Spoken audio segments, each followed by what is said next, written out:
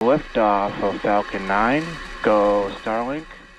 গত ১৯ ফেব্রুয়ারি এক চিঠিতে ৯০ দিনের মধ্যে বাংলাদেশে স্টারলিংক ইন্টারনেট পরিষেবা চালু করতে স্পেসএক্সের প্রধান নির্বাহী কর্মকর্তা ইলন মাস্ককে আহ্বান জানান প্রধান উপদেষ্টা ডক্টর মোহাম্মদ ইউনূস। তার আহ্বানে সাড়া দিয়ে বাংলাদেশ সফরে এসেছে স্টারলিংকের প্রতিনিধি দল। এই সফরে ইন্টারনেট সেবা চালু করতে সহযোগিতার জন্য বাংলাদেশের বিভিন্ন প্রতিষ্ঠানের সঙ্গে চুক্তি হয়েছে। রোববার জাতীয় প্রেস ক্লাবে এক অনুষ্ঠানে স্যাটেলাইট ভিত্তিক দ্রুতগতির এই ইন্টারনেট পরিষেবা চালু করতে সরকার কতটা আগ্রহী তা জানালেন ডাক, টেলিযোগাযোগ ও তথ্য প্রযুক্তি মন্ত্রণালয়ের দায়িত্বপ্রাপ্ত প্রধান উপদেষ্টার বিশেষ সহকারী ফয়েজ আহমদ তৈয়ব। আমরা যে কোনো মূল্যে স্টারলিংককে বাংলাদেশে নিয়ে আসবো এবং এটা আমাদের একটা পলিটিক্যাল প্রমিস। এই প্রমিসের মাধ্যমে আমরা বিশ্বকে দেখাতে যাব যে বাংলাদেশ ইজ ইনভেস্টমেন্ট ফ্রেন্ডলি।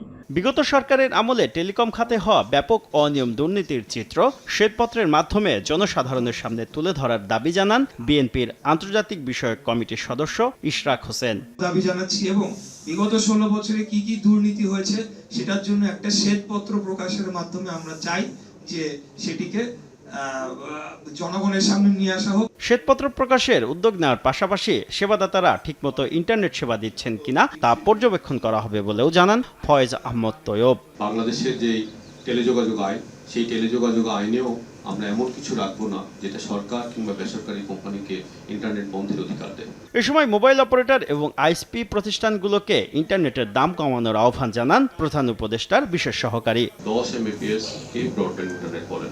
শুভ খান, সময় সংবাদ, ঢাকা।